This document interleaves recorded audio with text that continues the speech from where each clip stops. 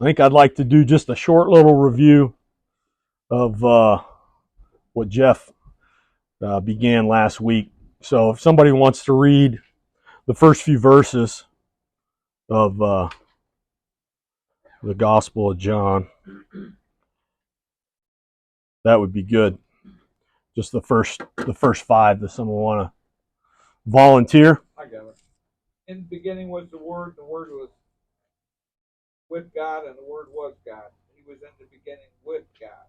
All things were made through him, and without him was not anything made that was made. In him was life, and the life was the light of men. The light shines in the darkness, and the darkness has not overcome it. All right. So who is the Word? And where was he in these first few verses? Where do we see him? In the beginning. So what's that take us back to? Way back to the beginning of Genesis, right? The beginning. And what was he doing? He was creating. So was he just there, or was he actively a participant in creation? Colossians 1 will tell you he was creating. All things were created through him. So he was active participant, not just there seeing it going on, but he was actively creating. And what two other things do we see Jesus called in these first five verses here? Two other things he's referred to as. Light. One more.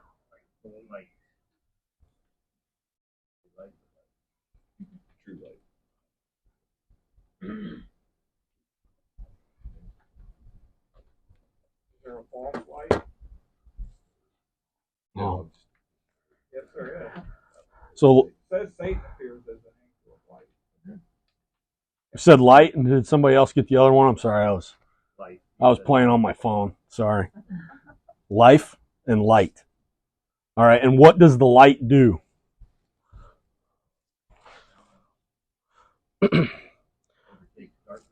Overtakes it. It displaces it.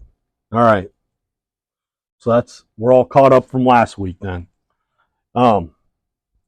So does somebody want to read? Let's do 6 through 13. Okay. There came a man sent from God whose name was John. He came as a witness to testify about the light, so that all might believe through him. He was not the light, but he came to testify about the light. There was the true light, which comes into the world, enlightening every man. He was in the world, and the world was made through him, and the world did not know him. He came to his own, and those who were his own did not receive him. But as many as received him, to them he gave the right to become children of God, even to those who believe in his name, who were born not of blood, nor of the will of the flesh, nor of the will of man, but of God.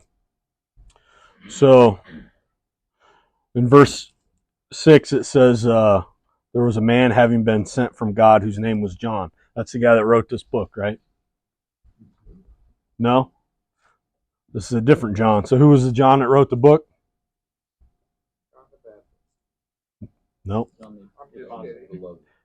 John the Apostle. Right.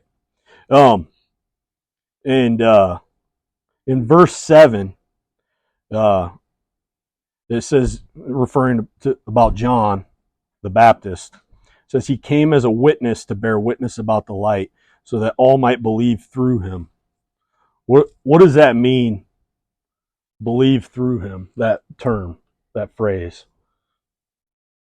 I think for us, a lot of times it's easy to just run over that and just know what it means because we're Christians. A lot of us have just grown up with hearing that. But to somebody that's never heard this story, that might kind of sound funny, even though it's very familiar to us. So So like break that down. What does that mean? Believe through him. The hymn's referring to John the Baptist, right? No, this hymn is Christ. talking about Christ. This is we're talking about Christ. Believe through him. That's Christ. All might believe through him. That is not John the Baptist. Christ. When we talk about believing through Christ, what does that mean?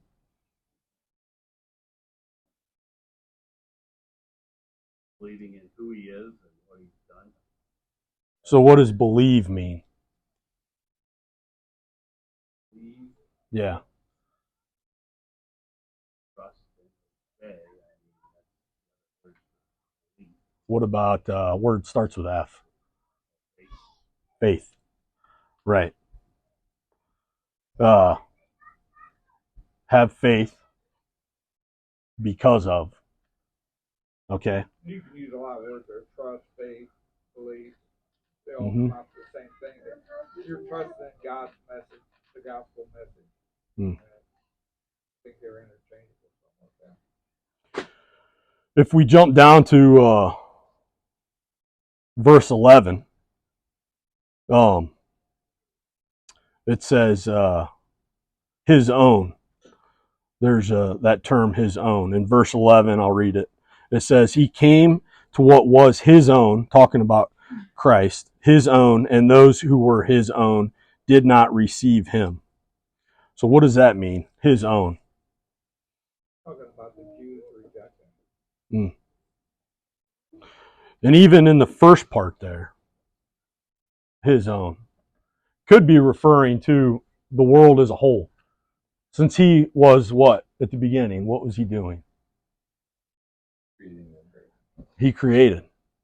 So this is like his playground, his people, right? So I don't know. This kind of made me think of maybe a pretty juvenile comparison about rejection, like the kid who has all the nice toys, and maybe you were him, or maybe you were the kid that went to play at his house, and you weren't so interested in that person. You were interested in the nice toys that he had, right? We're so caught up oftentimes in creation and the things that God gives us, but there's times where people turn their back on God, right? Or they reject Christ. Even us as Christians, at times, our wickedness still shines through, and we have a heart of rejection when we turn away from him and turn to sin, turn to the world, and get caught up in the things that he gives us, and we have a tendency to pervert those things. So that's what it's talking about. The Jews, though, here, and they were talking about rejection of Christ. His own rejected him and did not receive him. Now here's a big question. Well, in verse 12, the next verse, before I get there, what happens to those who believe? But as many as received him, what happens?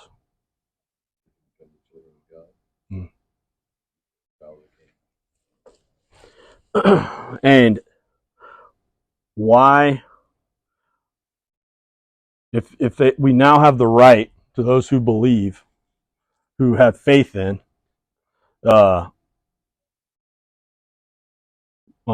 we have the right now. What does that mean? We have the right now to become children of God.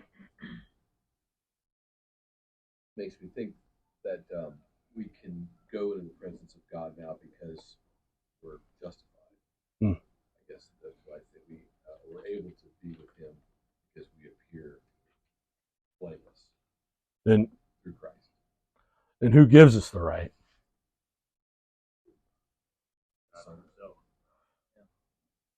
Jesus does. It's not anything we do ourselves, right? He makes it available to us. He gives us the right. It's nothing that we take and undeserved. It's undeserved. So back to the Jews, his own that rejected him. Why why is it important why was it important that the Jews rejected Jesus? Why is that important? This takes us back to, if you guys remember, a lesson from a few weeks ago. Fulfilling prophecy, so it had to happen. Rejecting the cornerstone. That rate it had to happen, I guess. Sure. That's not what you're getting at. Why is it important to us sitting here in this room? Because when the Jews rejected him, salvation went out to the Gentiles who were brought in. Right. We as Gentiles are now grafted in. Thinking back to Mergel taught a few weeks ago in Romans 11, it goes over the Gentiles being grafted in.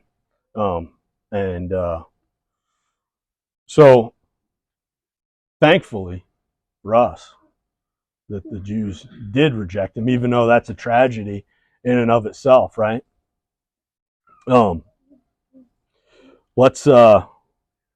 Let's read the next few verses if somebody wants to get. I don't really look at it as such a tragedy as a necessity. Well, sure. To fulfill the That's prophecy and I think be you. where we're at in this verse. Right. It's all about God. It's not about. Read on. Well, some could say it would be a tragedy for those individuals that would have rejected him, but absolutely necessary. Right. Right. There's a greater tragedy that we're going to see before long, but also a necessary tragedy. But let's go on to verses 14 through 18. If someone wants to read those. And the Word became flesh and dwelt among us, and we beheld his glory, glory as of the only begotten of the Father, full of grace and truth. Oh, I'm sorry. Yeah. 13, no. No, you're good. I'm good. I said 14 through Okay. 18. Yeah. Verse 15. John bore witness of him and cried out, saying, This was he of whom I said, He who comes after me is preferred before me, for he was before me.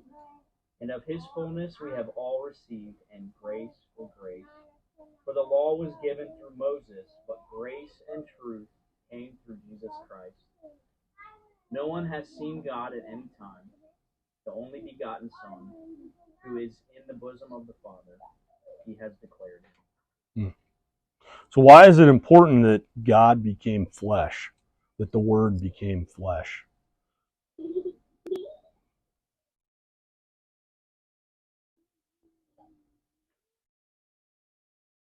He makes me think of Hebrews chapter 2 that says, Therefore, since the children shared flesh and blood, he himself likewise also partook of the same, that through death he might render powerless him who had the power of death. He might free those who through fear of death were subject to slavery. And so, verse 17, he had to be made like his brothers in all things to become a faithful and merciful high priest. And Hebrews also says, without the shedding of blood, there is no. So he had to be in the flesh for that to happen. Fulfill that prophecy. So to defeat death, that's the ultimate one, and also be our example, right? Someone want to read 1 Peter 2:21.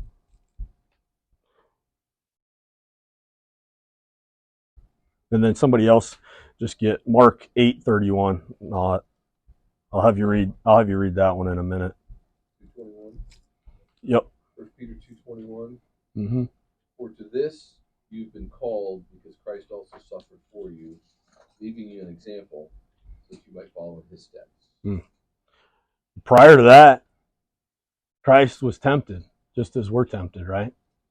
He was taken out into the wilderness, or went out into the wilderness and was tempted by Satan. So he became flesh, so he's a relatable human to us. He's tempted. He resists temptation. He's our example in that. And then ultimately, do you want to read 8:31. And Mark he began to 8:31. teach them that the Son of Man must suffer many things and be rejected by the elders and the chief priests and scribes and be killed.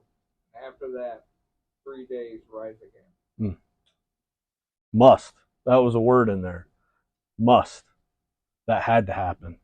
So just as I referred to as a tragedy, the Jews rejecting Christ, and John mentioned that was something, it was necessary. It had to happen. Just as Christ's death was a tragedy, but it must happen.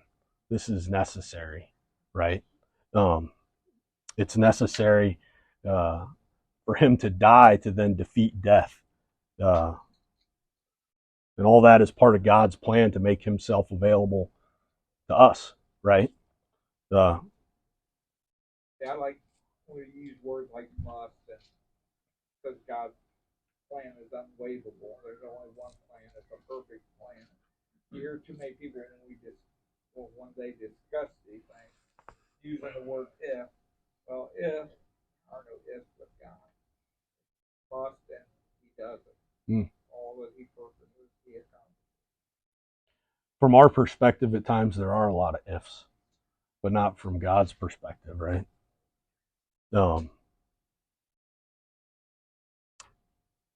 What does Jesus show us about God's character?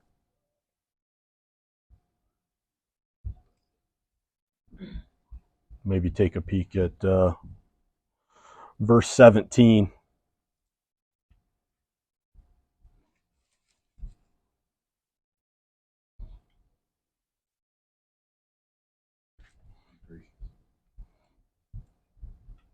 He's also just, because he had to make his son flesh so that his son could die, sacrifice. Anybody else have any ideas?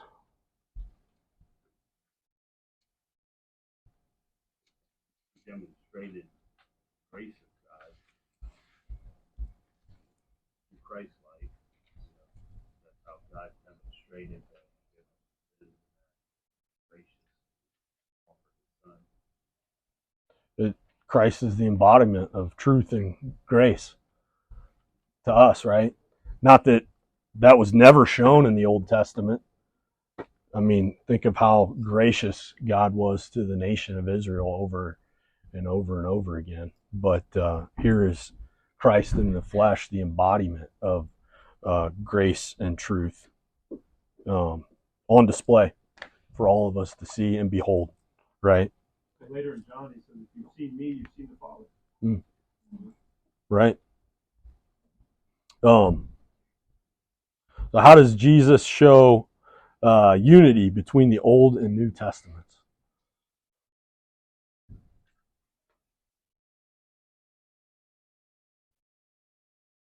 Our first by fulfilling the prophecy spoken in the New Testament.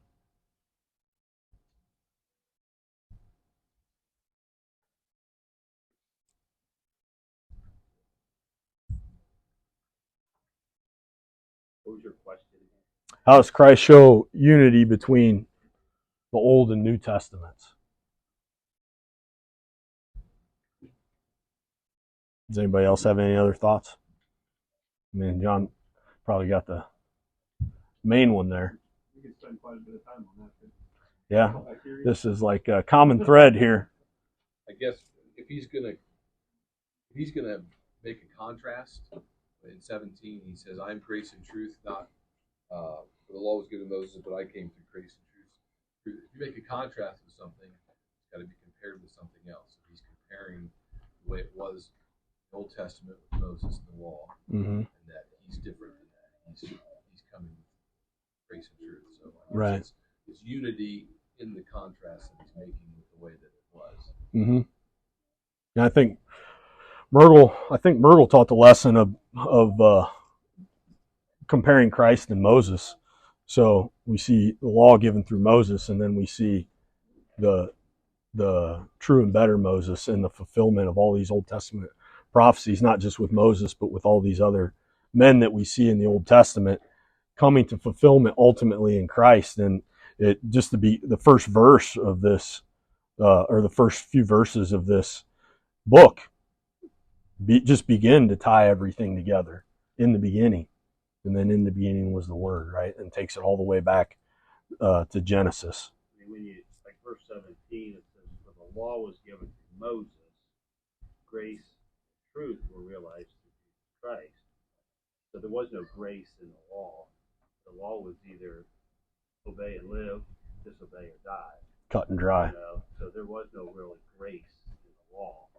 Mm. Grace was demonstrated through Jesus Christ. Amen. Foreshadowing of the grace to come through Christ. And Jesus says on the Sermon on the Mount that he didn't come to abolish the law. He came to fulfill it. Like that's back to your question.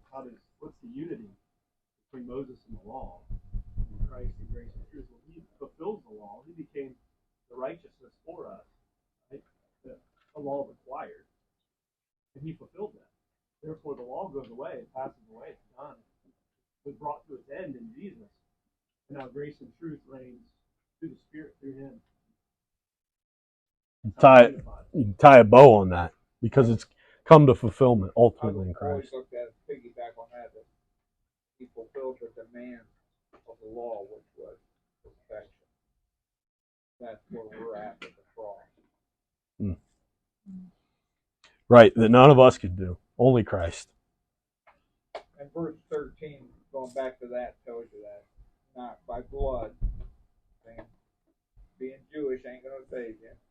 And I like the one by the will of man. Your will got nothing to do with it.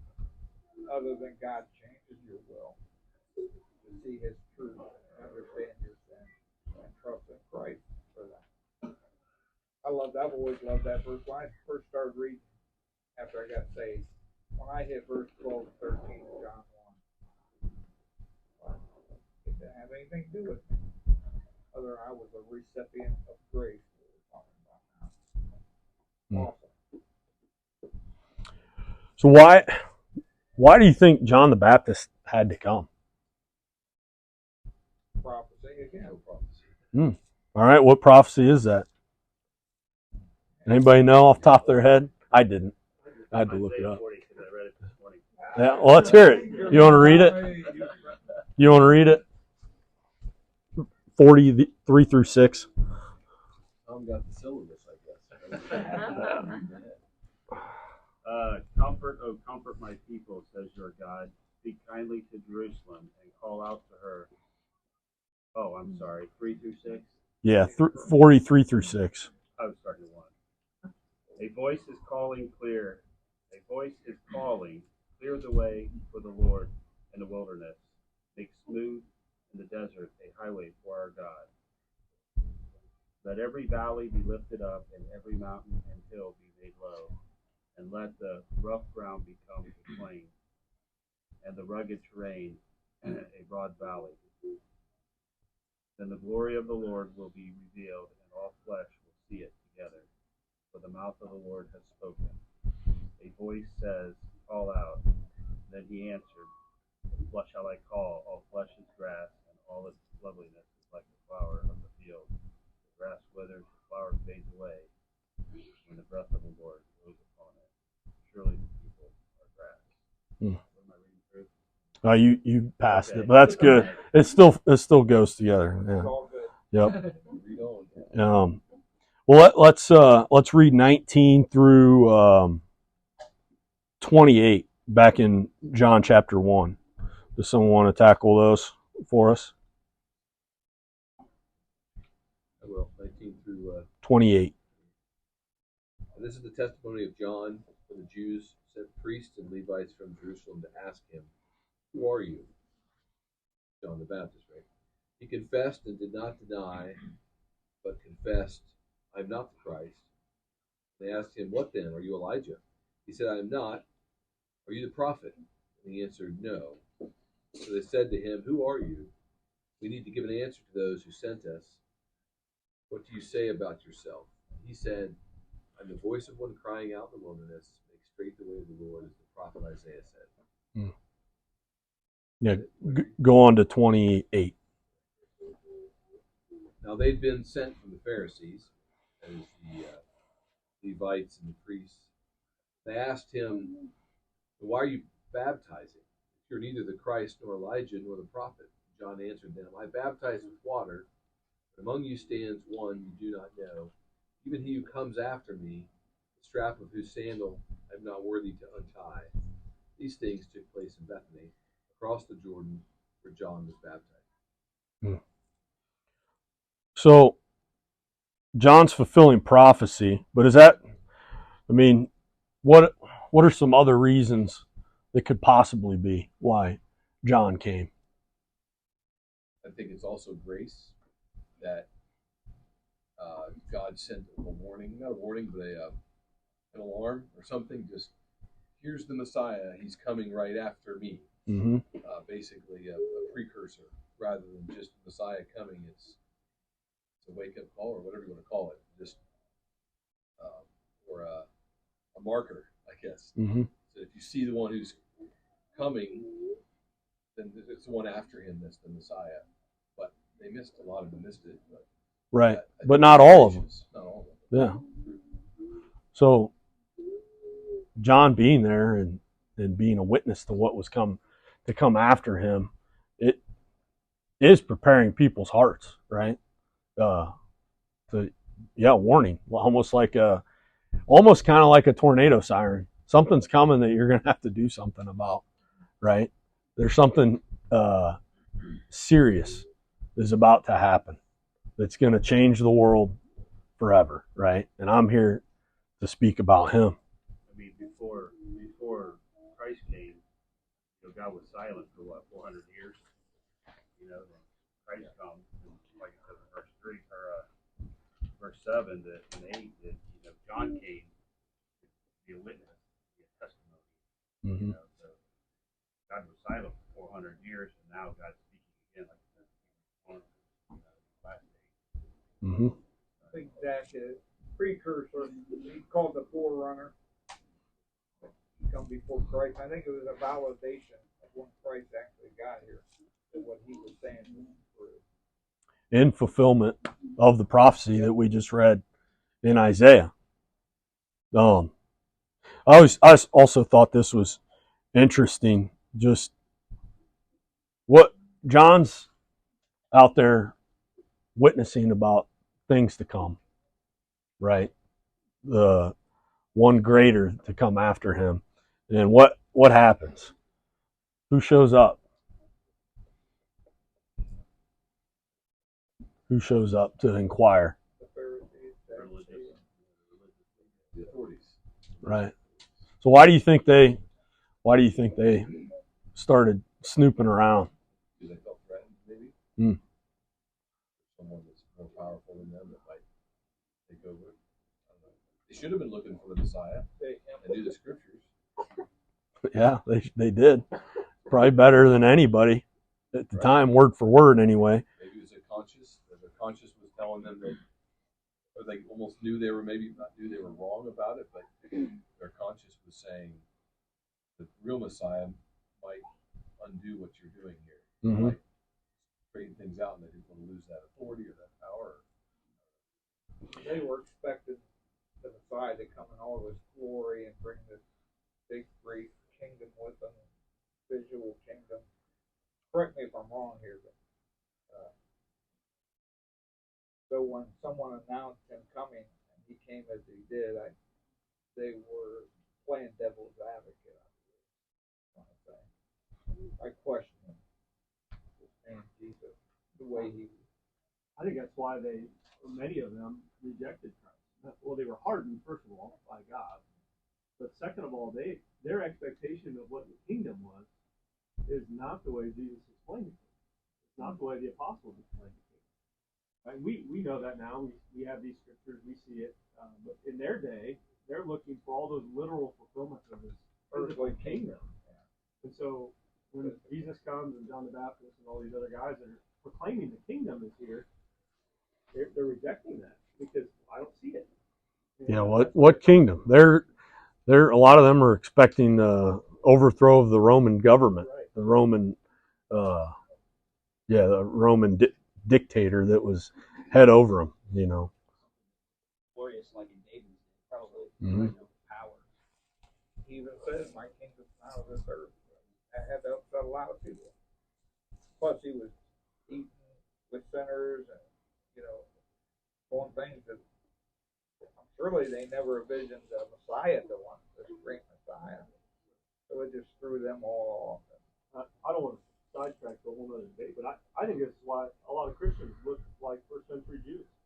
We're still looking for what the Jews were looking for in the first century. That there's all this physical, literal Something fulfillment. new. I think we're asking the wrong questions, just like the Jews.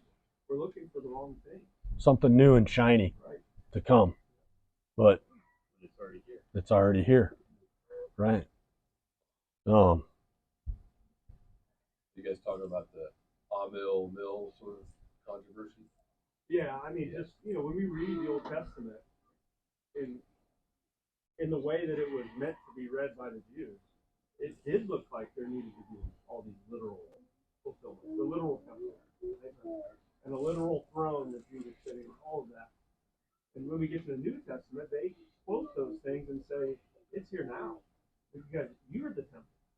I mean, there's no need for another temple. There's no need for more sacrifices." Right? And the throne of David is Jesus sitting at the right hand of God. That's in Acts 2. And so that's kind of my point. Is I think sometimes we read those Old Testament prophecies as expecting them to still be literally fulfilled.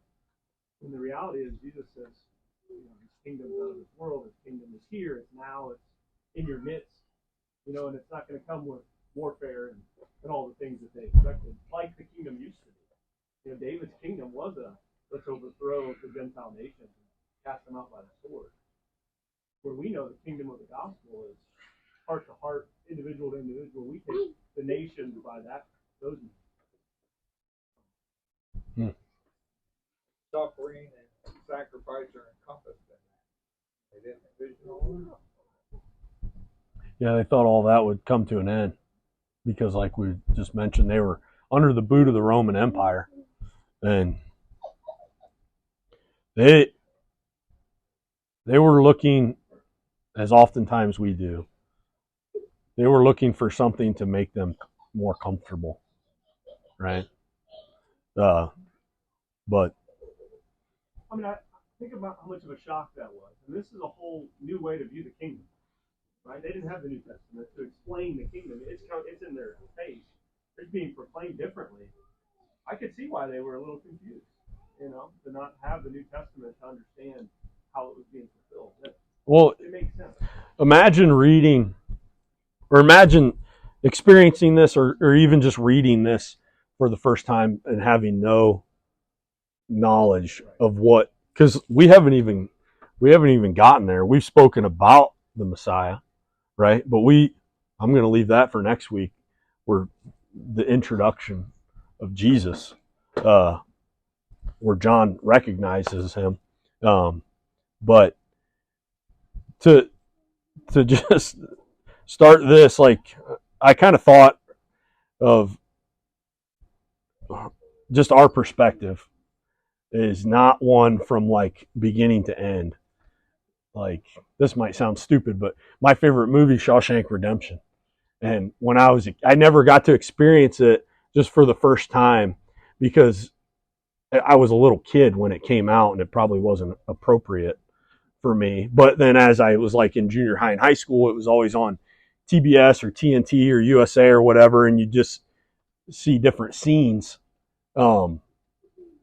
And like in the middle and even in the end, and I never just got to experience the movie from beginning to end as a whole. We don't get to do that, especially in America, because most people have heard of Jesus and they've seen glimpses here and there, and that's a good thing, right?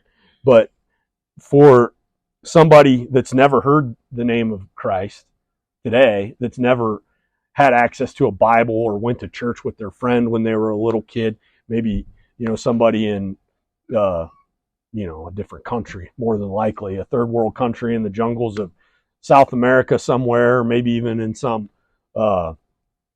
like some Asian countries or something where they just haven't heard of Christ.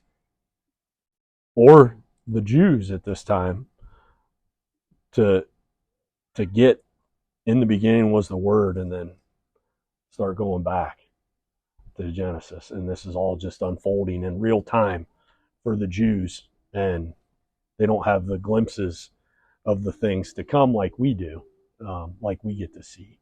They just had the prophecy from the Old Testament. And then John the Baptist kicks it off for us, and he basically says, I'm the fulfillment of this prophecy in Isaiah.